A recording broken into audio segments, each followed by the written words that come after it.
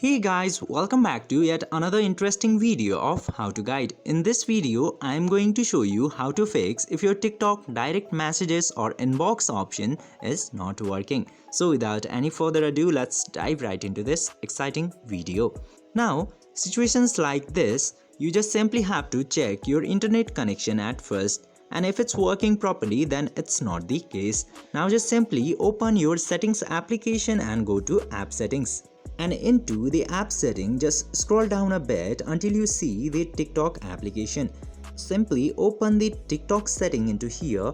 Then first thing I want you to do is to force stop the TikTok application. Then after that, simply go into this storage section, and into storage section just simply click into this clear cache and clear your app cache for TikTok.